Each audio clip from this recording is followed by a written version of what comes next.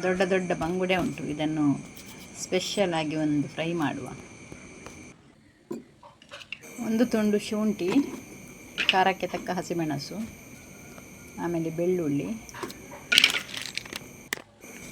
ಅರಶಿನ ಹುಡಿ, ಒಂಚೂರು ಹುಳಿ,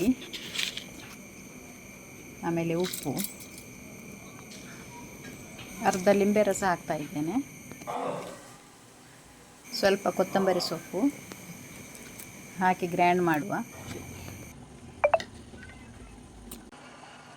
ಈಗ ಕಡ್ದ ಮಸಾಲೆಯನ್ನು ಮೀನಿಗೆ ಸವರುವ.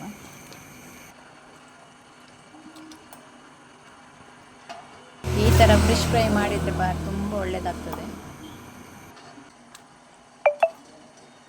ಮಸಾಲೆ ಸವರಿ ಅರ್ಧ ಗಂಟೆ ಇಡುವ, ಆಮೇಲೆ ಫ್ರೈ ಮಾಡಿದರೆ ಆಯಿತು.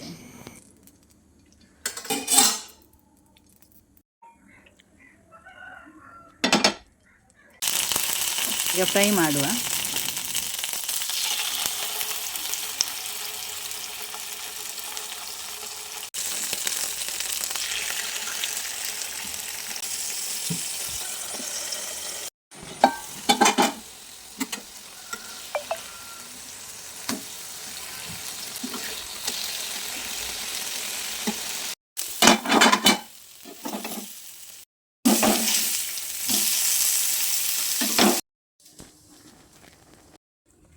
ರುಚಿಕರವಾದ ಗ್ರೀನ್ ಮಸಾಲ ಬಂಗುಡೆ ಫ್ರೈ ರೆಡಿ ಆಯಿತು.